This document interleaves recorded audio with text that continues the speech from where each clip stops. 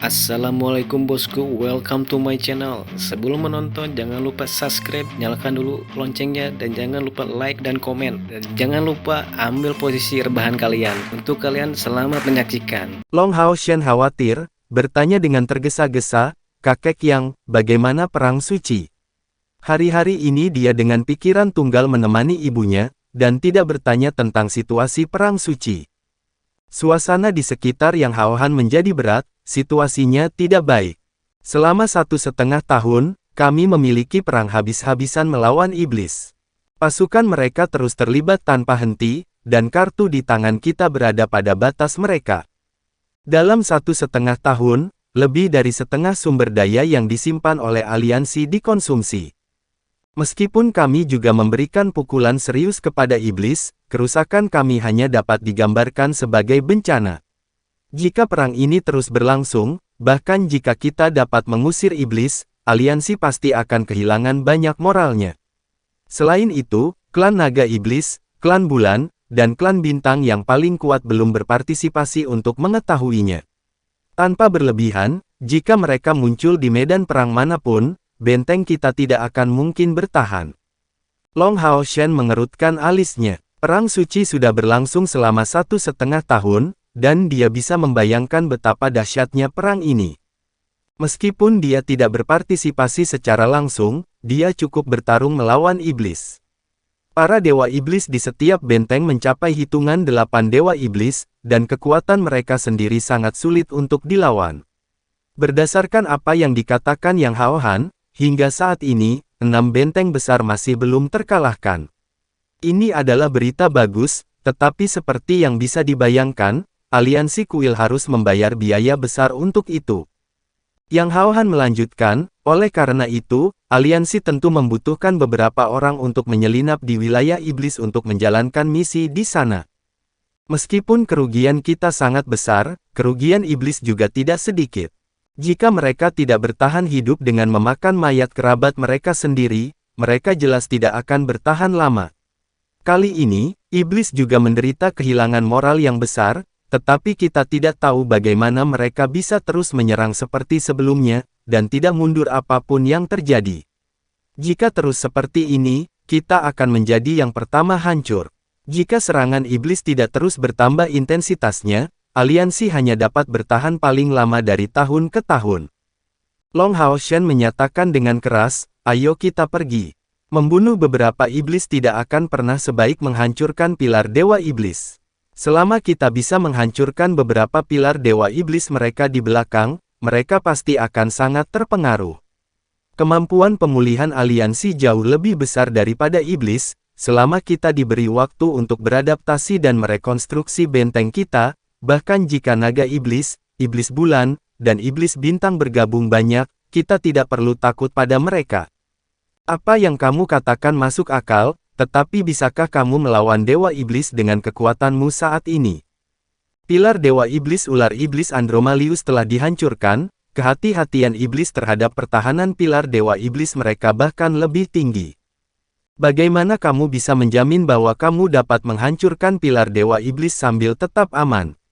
Bagaimanapun, Andromalius adalah yang terlemah dari 72 dewa iblis, dan kamu meminjam bantuan dari Raja Anaconda pada waktu itu.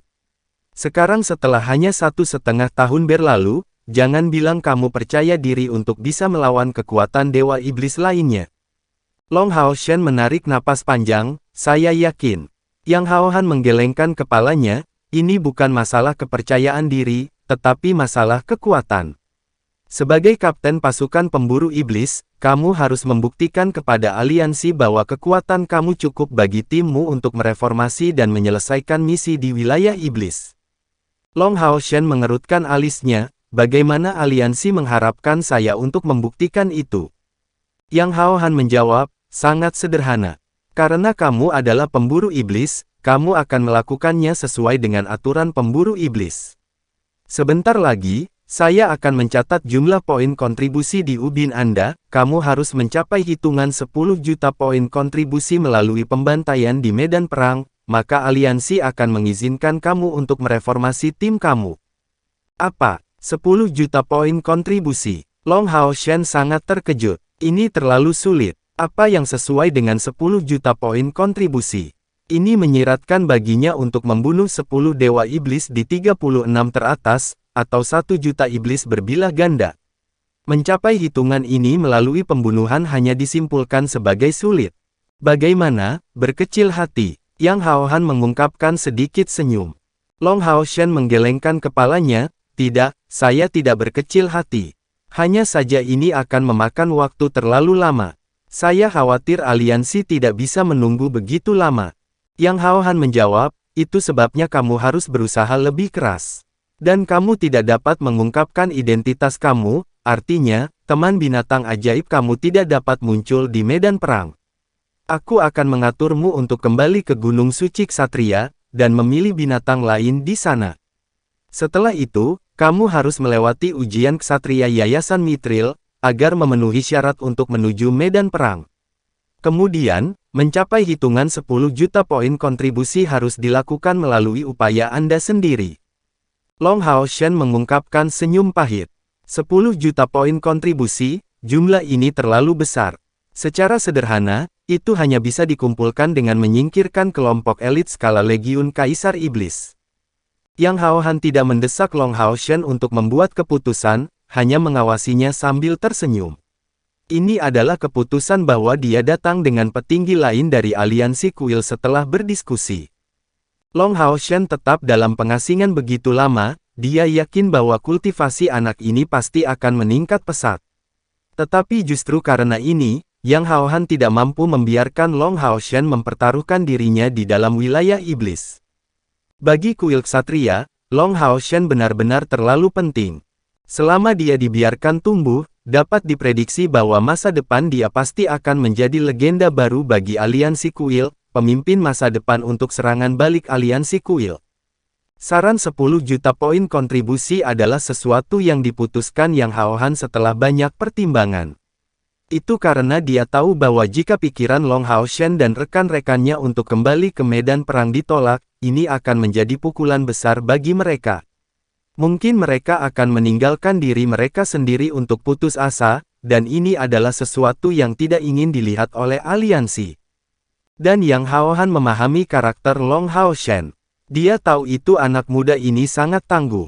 Tugas mendapatkan 10 juta poin kontribusi sebenarnya adalah menahannya di kuil ksatria, benteng pengusir naga. Menurut perhitungan Yang Haohan, mengumpulkan 10 juta poin kontribusi akan memakan waktu 5 hingga 10 tahun.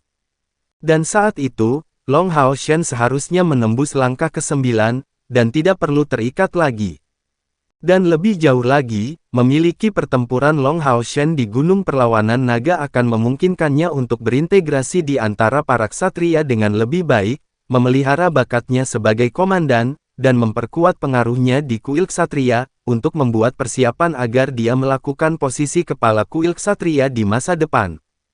Oleh karena itu, tugas ini dapat dikatakan bertujuan untuk mencapai banyak gerakan dalam satu pukulan, dan metode terbaik yang dipikirkan oleh Yang Haohan.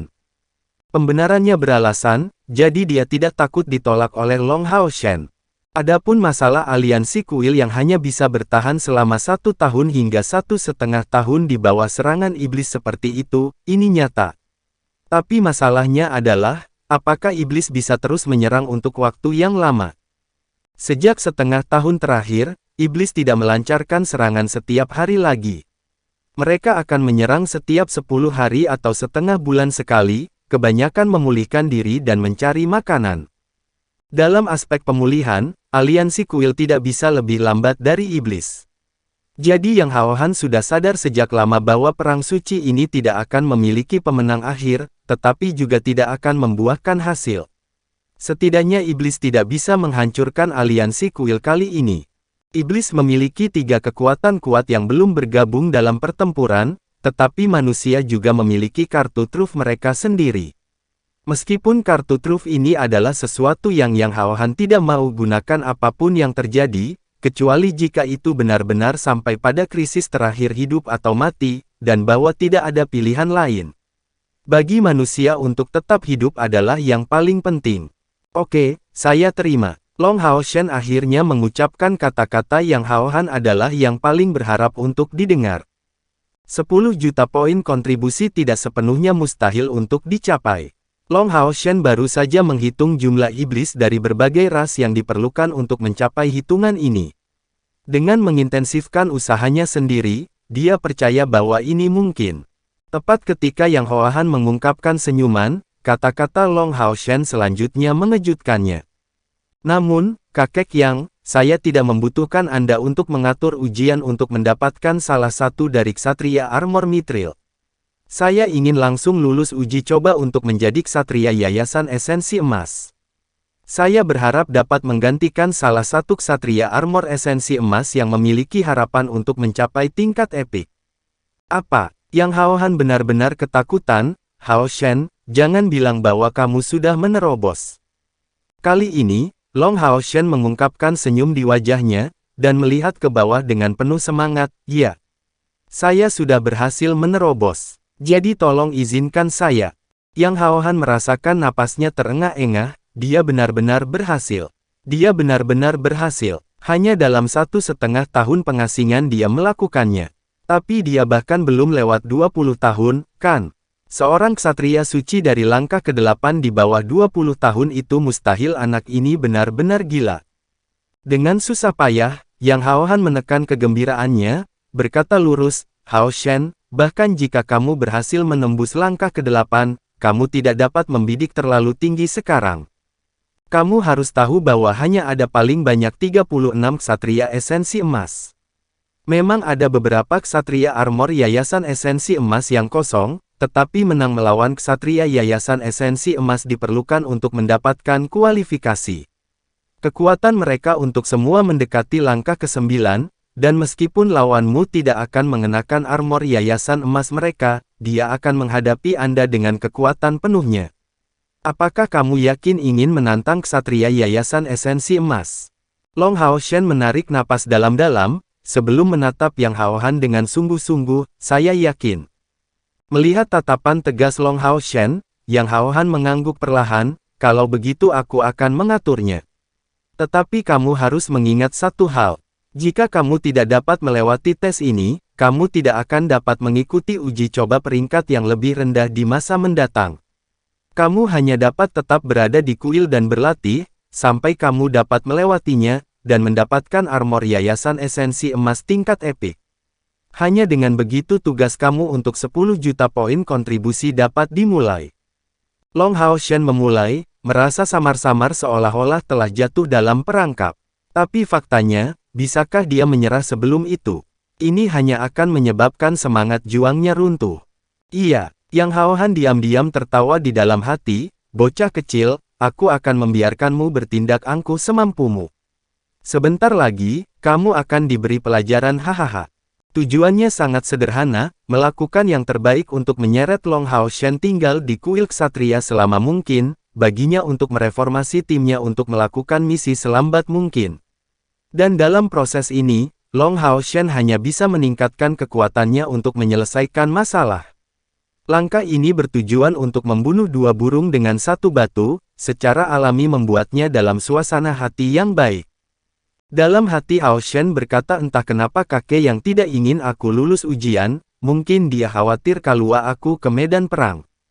Yang Haohan memanggil ksatria lain, dan menyuruhnya membawa Long Hao Shen di lapangan pelatihan di dalam markas kuil ksatria. Setelah Long Hao Shen dibawa ke sini, ksatria itu pergi, dan hanya dia yang tersisa di bidang pelatihan ini. Mengenakan armor suci, Long Hao Shen langsung duduk di sisi lapangan pelatihan, memusatkan perhatiannya pada penyesuaian napasnya dan mengendalikan fluktuasi energi spiritual di dalam tubuhnya. Kabut emas tipis yang lembut samar-samar terlihat di permukaan tubuhnya, tampak menyilaukan di bawah pantulan armor suci. Kulitnya yang berkilau dan tembus cahaya sepertinya mengangkut muatan cahaya. Duduk di sana, dia langsung merasa berasimilasi dengan lingkungan sekitarnya. Tanpa mencarinya dengan mata seseorang tidak akan merasakan keberadaannya.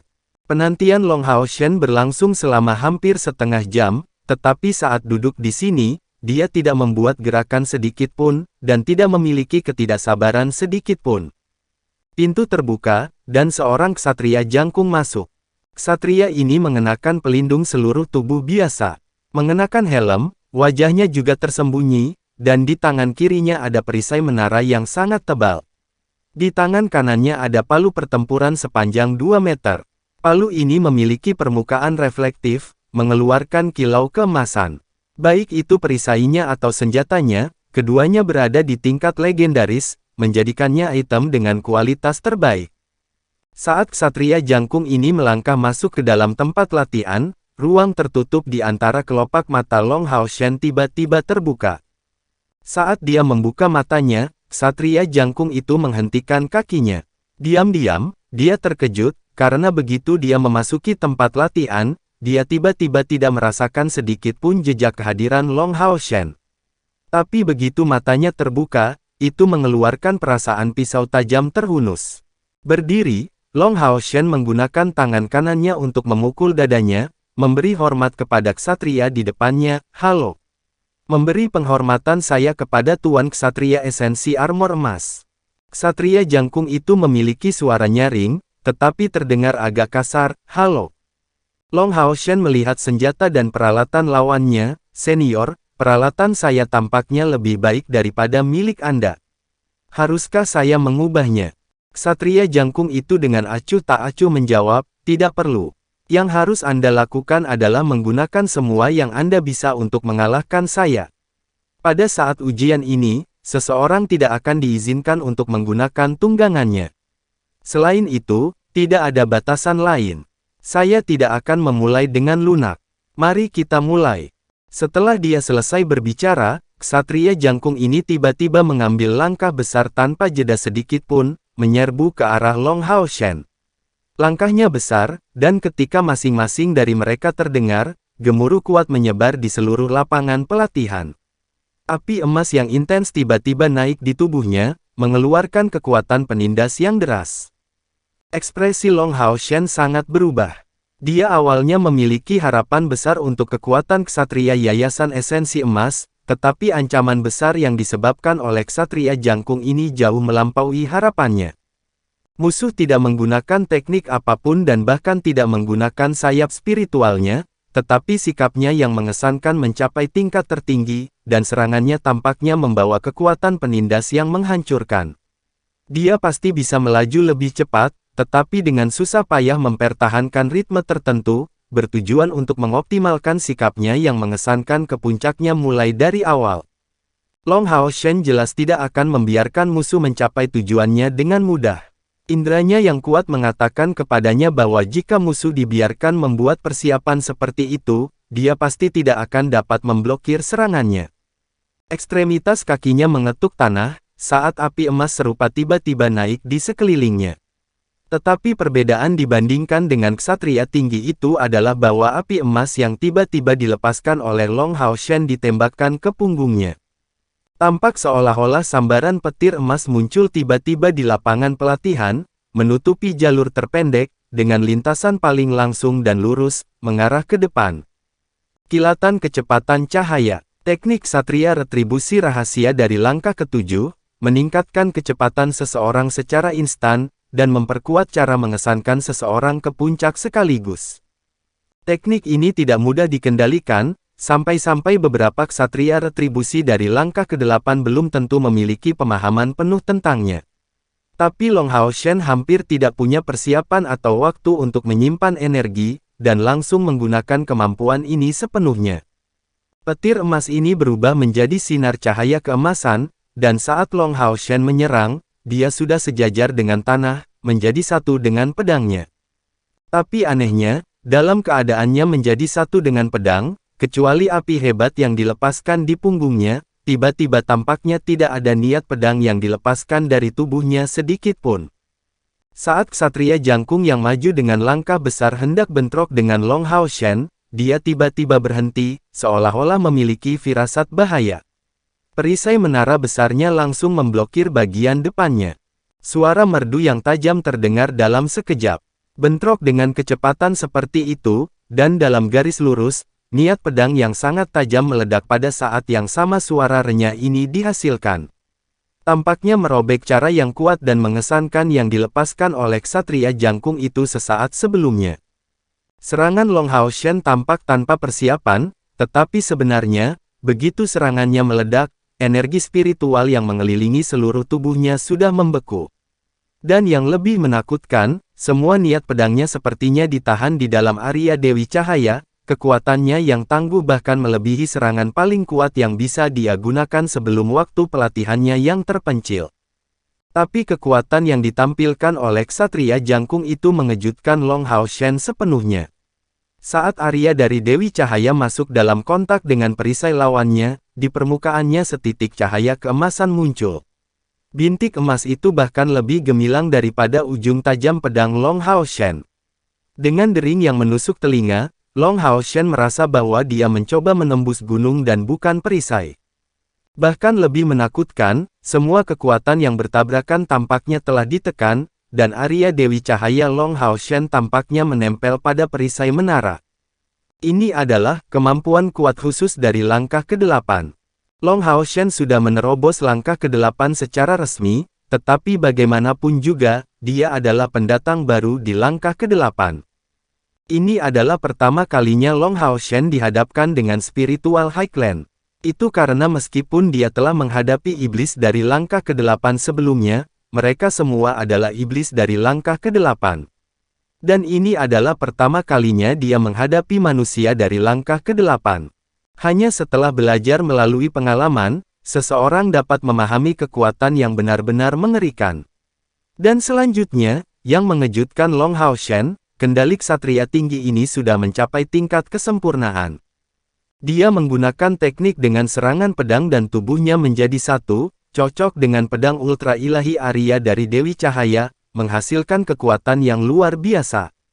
Namun, setelah Ksatria Jangkung ini berhasil memprediksi serangannya, dia menyiapkan skill untuk memblokir serangan dari Arya Dewi Cahaya. Itu berjalan sangat jauh sehingga ujung tajam pedang Long Hao Shen bahkan tidak berhasil mengguncang perisai menara itu. Long Hao Shen hanya merasa seolah-olah, gunung, yang dia coba tusuk ini tiba-tiba hancur, berkedip dengan cahaya keemasan, ketika kekuatan penindas yang mengerikan segera menyerang dan mengusirnya. Meskipun demikian, itu tidak seolah-olah serangan pedang Long Hao Shen tidak ada gunanya sama sekali. Setidaknya dia merobek cara mengesankan lawannya, benar-benar memusnahkannya ketika Ksatria Jangkung itu berada di tengah-tengah mengangkatnya ke puncak. Ini bisa dikatakan bagaimana dia memanfaatkan kegagalannya sendiri. Dia memanfaatkan kegagalannya sendiri.